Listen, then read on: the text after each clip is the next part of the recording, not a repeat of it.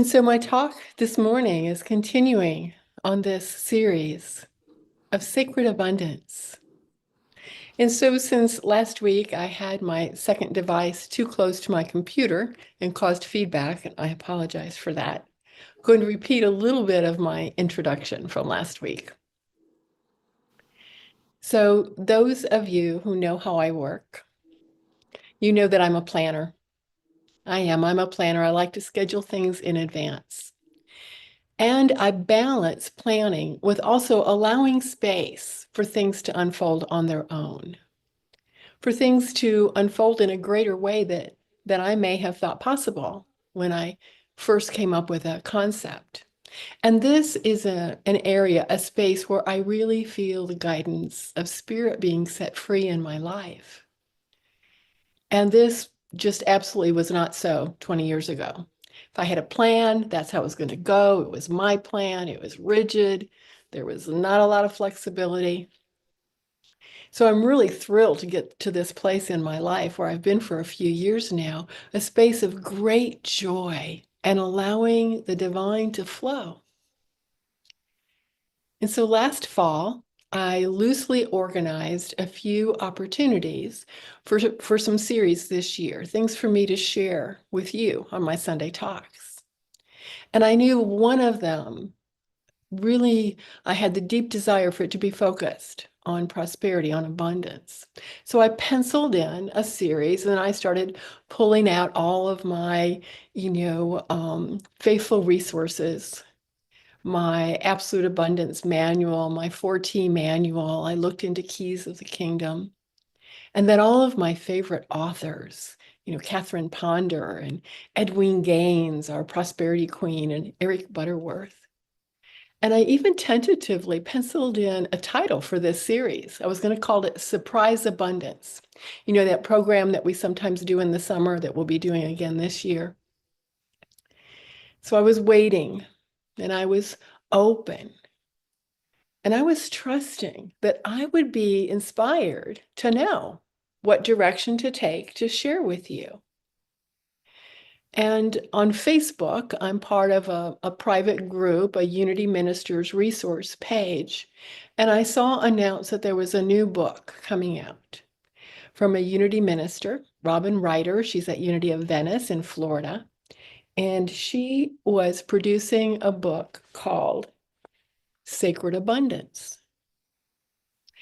It just came out last month. And even with the book not in print yet, I knew that that was it. I knew that title was what I wanted, Sacred Abundance, for there is a sacredness to living the lives that we are meant to live, open to the abundance of the world. I knew that that description really captured what I had in mind.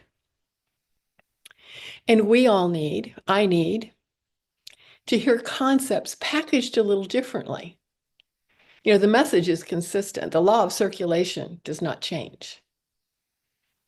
But the approaches may vary. And I was holding a space for something fresh and exciting. And Robin's subtitle of her book, Sacred Abundance, is 7 Spiritual Principles to Experience Heaven on Earth Now. Well, I'm ready for that. Are you? Heaven on Earth Now. So, last week we looked at the first 2 principles, seeking God first. And in seeking God and being an expression of God in 3 different ways, being open to guidance, being grateful, and participating intentionally in giving and being part of that law of circulation. And then the second principle that we looked at was living in the field of possibilities, being open to the field of unlimited possibilities. And that was our love work last week. Well, this morning I'm delving into the third and fourth principles.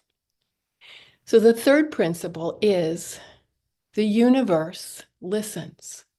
The universe listens, and it truly does.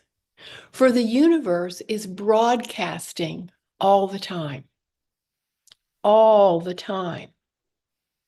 This God network broadcasts only wealth and unconditional love, peace, harmony, joy, physical vitality, and perfect health.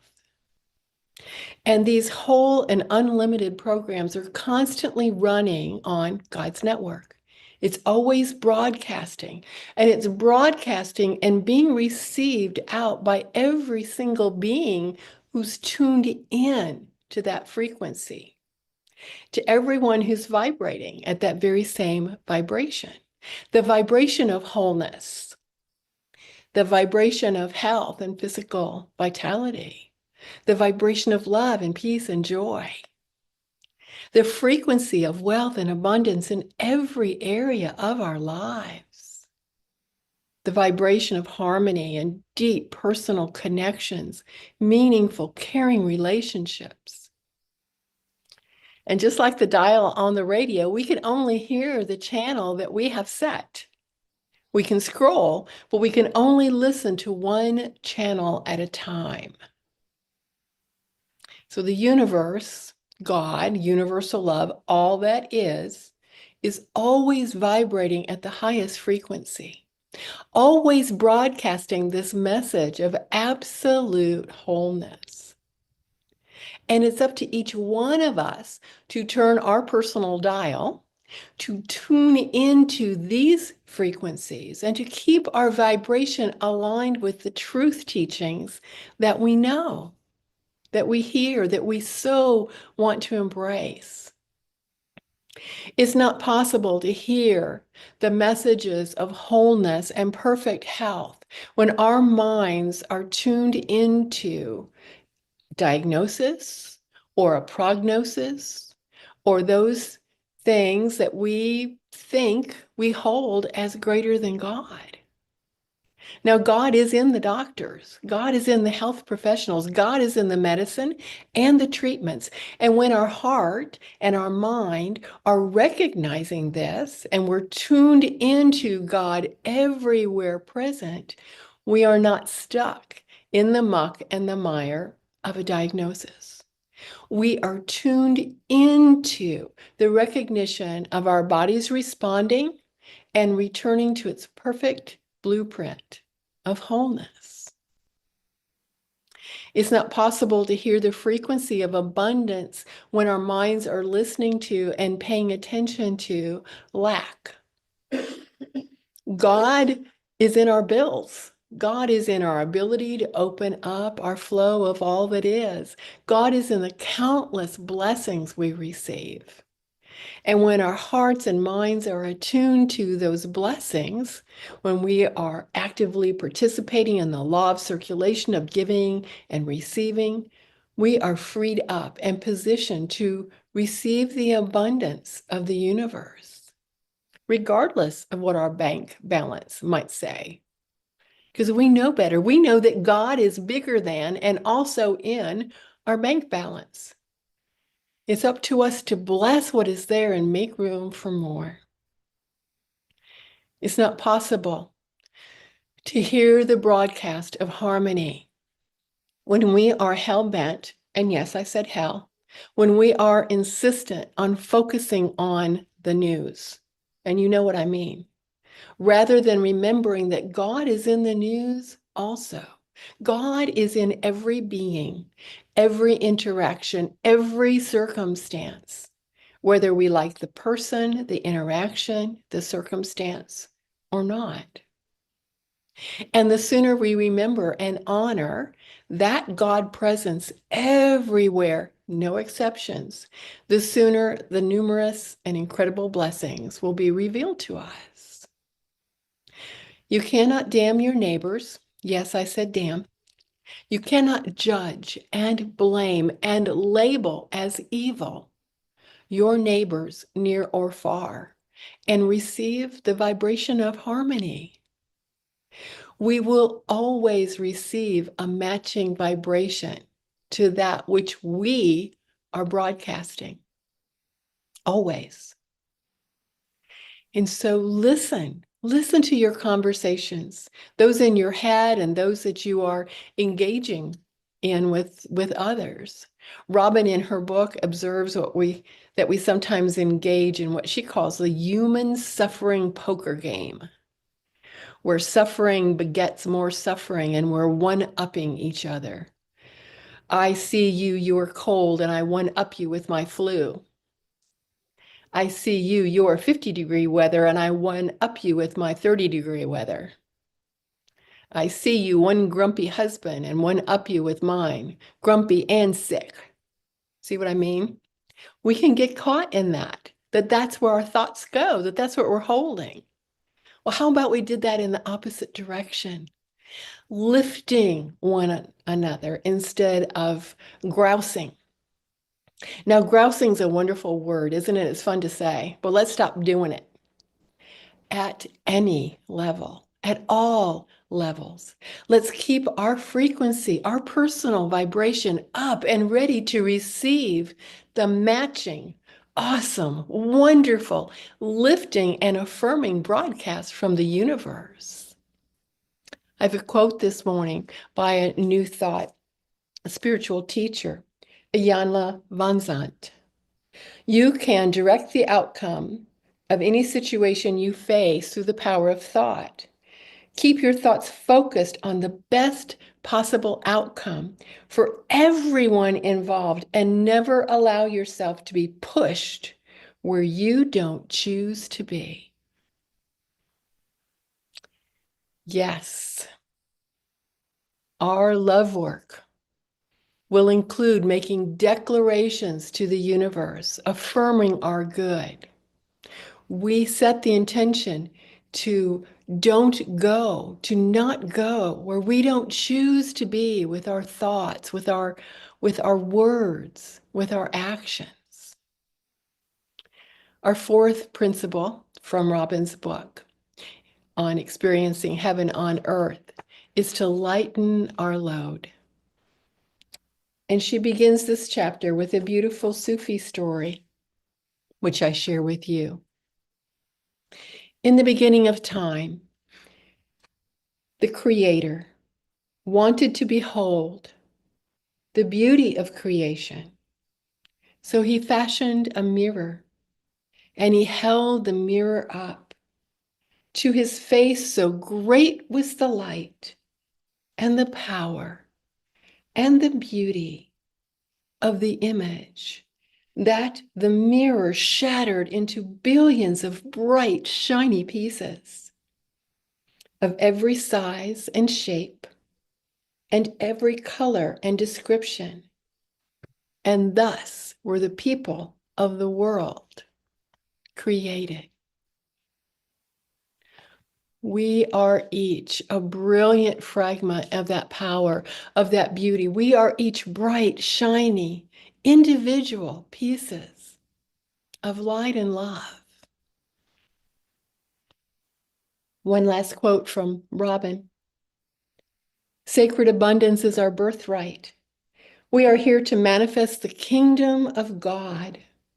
One of the most profound elements of that, and the critical key to doing so, is knowing the truth about who we are. Each and every one of us is a perfect, beloved, precious child of God. And we entered this world as perfection. Each one of us entered this world as perfection. That is who we are. And starting in early childhood, we take on like pieces of clothing, ideas and beliefs about our family, our culture, our religion, our society, many erroneous beliefs and false ideas about ourselves and how the world works. And we go through life and we err. We make missteps. Some are painful, some are comical. Yet we might feel lesser than even when the air was funny. We weren't thinking correctly. Our mind was distracted. We label ourselves if others don't do it for us first. We label ourselves foolish or clumsy or naive or worse, stupid or unworthy, unwanted, broken.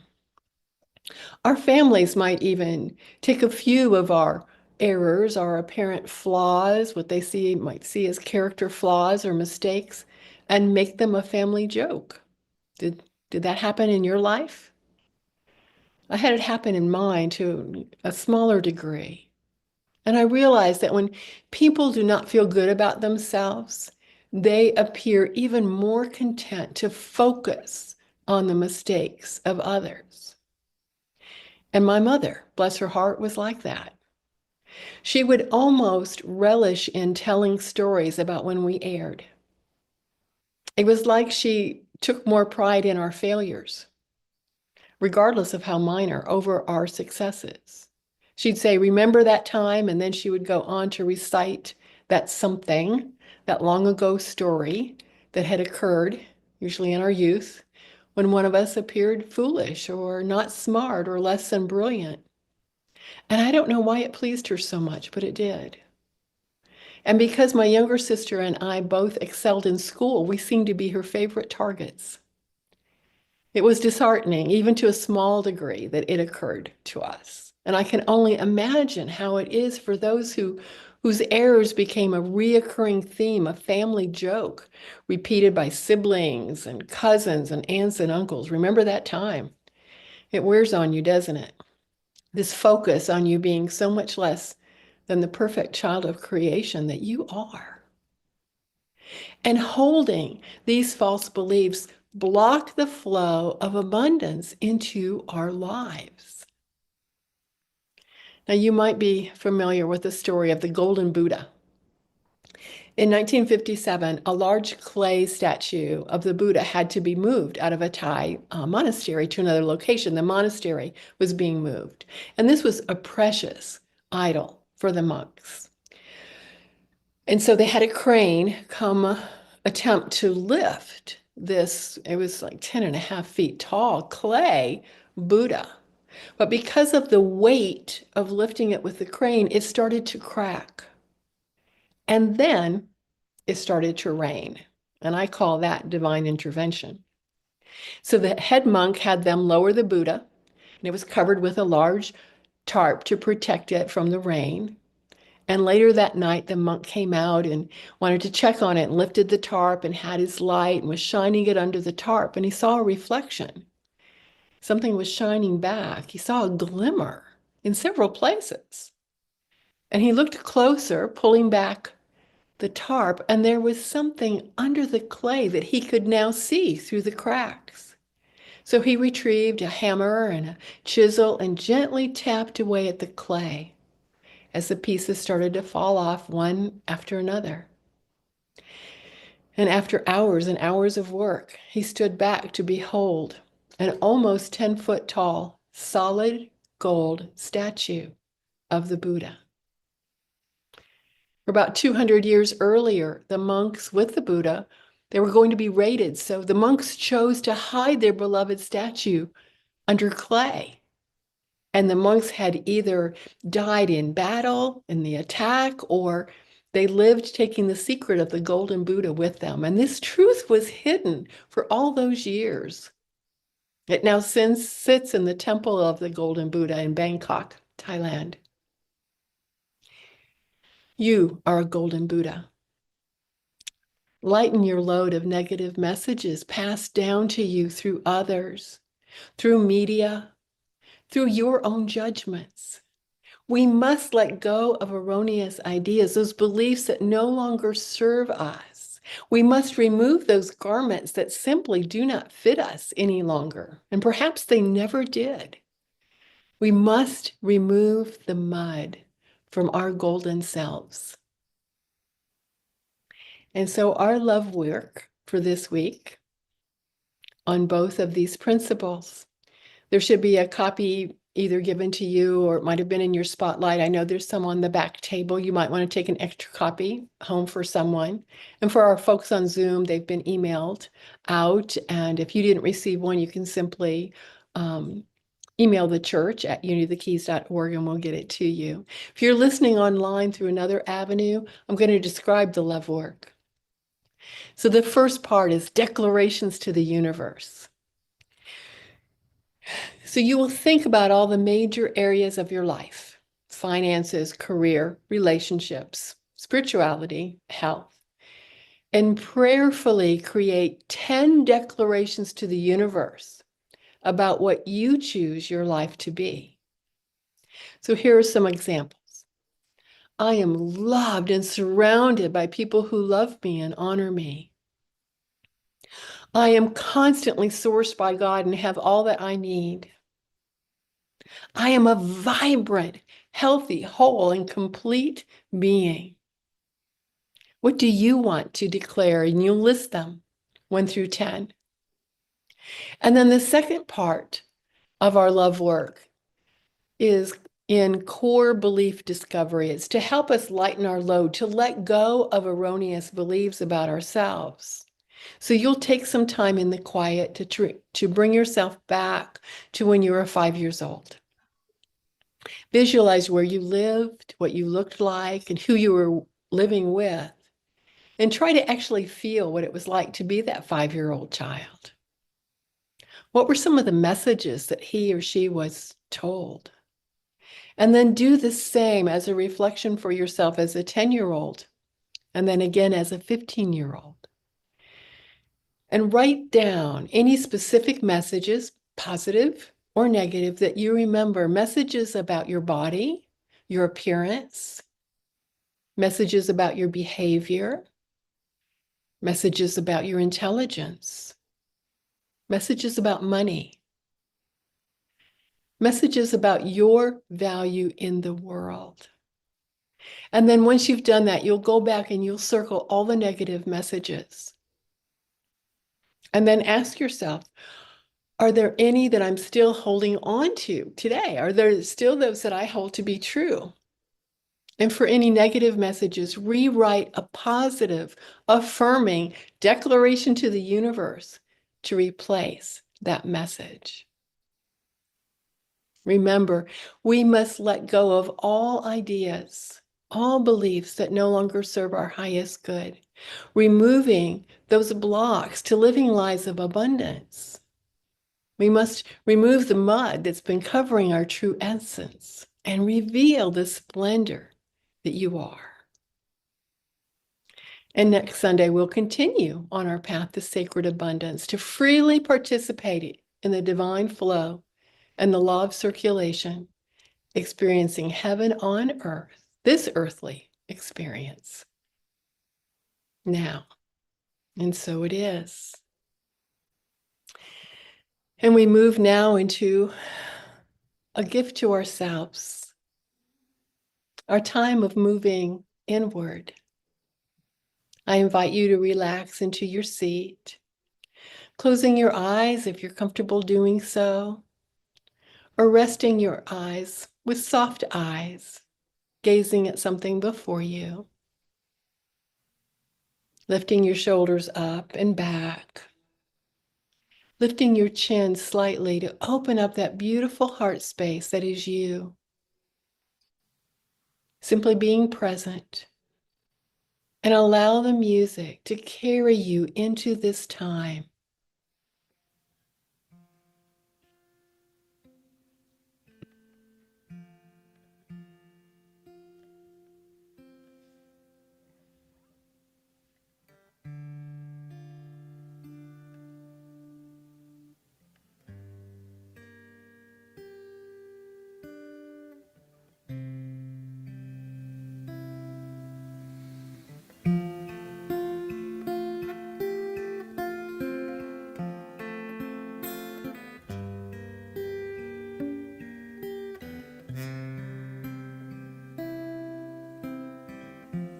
Our thoughts are prayers, and we are always praying. Our thoughts are prayers. Take charge of what you're saying. Seek a higher consciousness, a state of peacefulness, and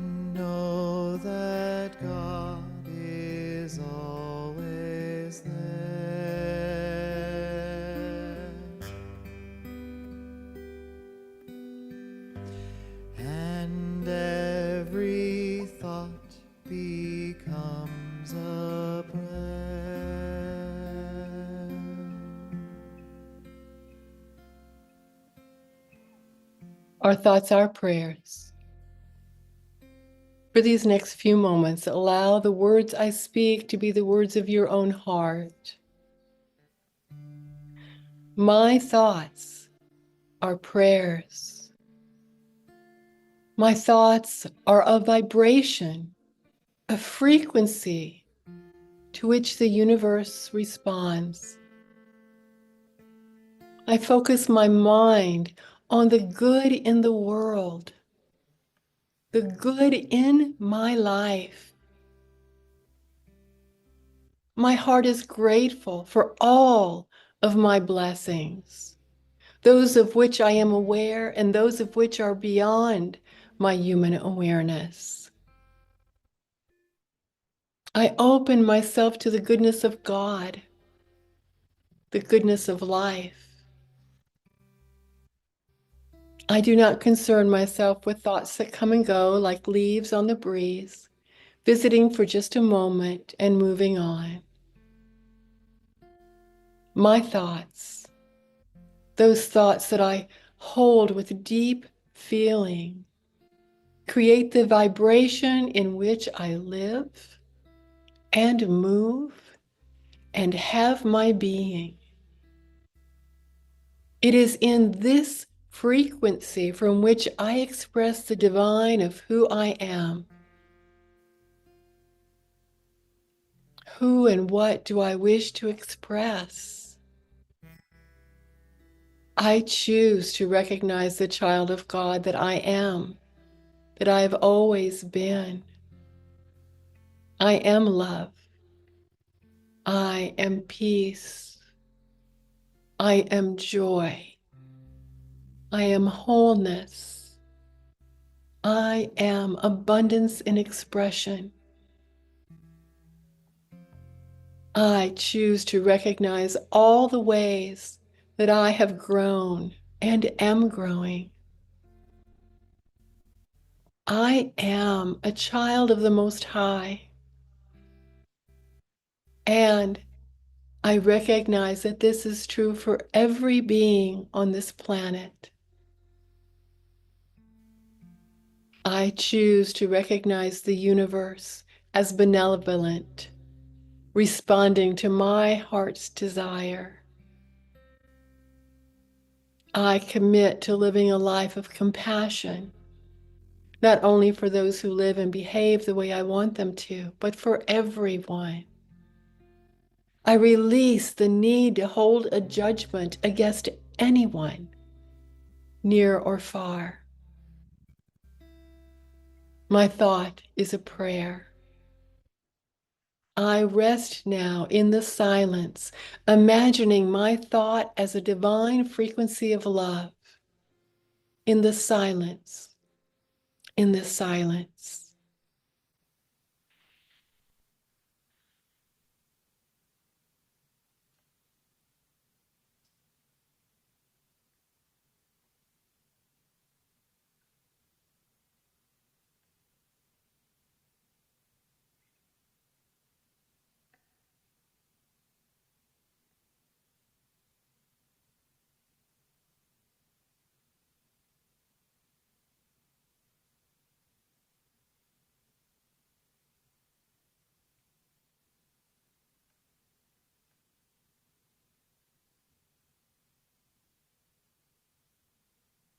I gently now bring my awareness back to this space and into this place.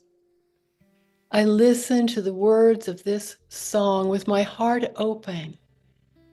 I might even gently sing along, affirming the power I am and the power of my thoughts, the power that I possess now and always, knowing that my thoughts are prayers.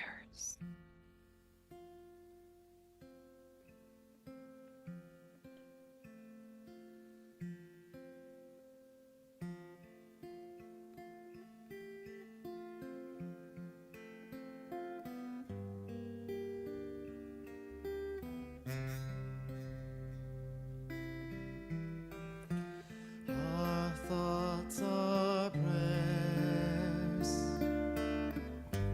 and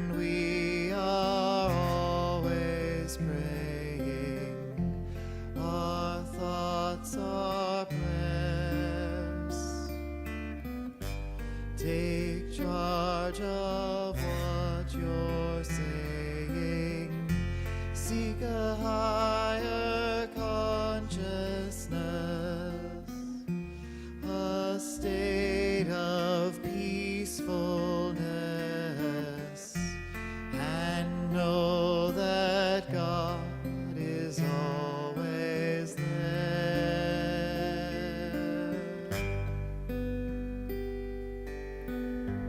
And every thought becomes a prayer.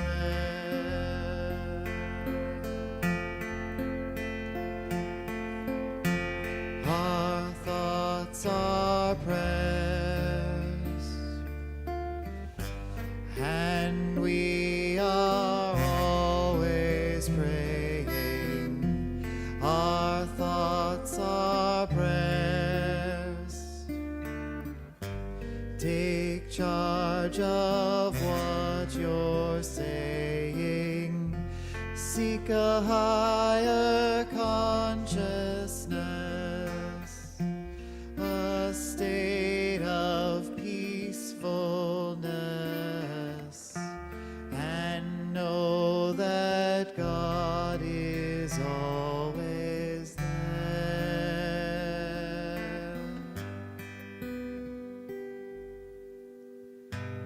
And every thought becomes a prayer.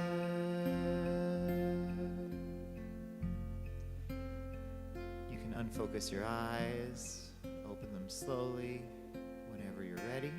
As the lights come back on, you come back to us, and we hear all the good news from Aaron.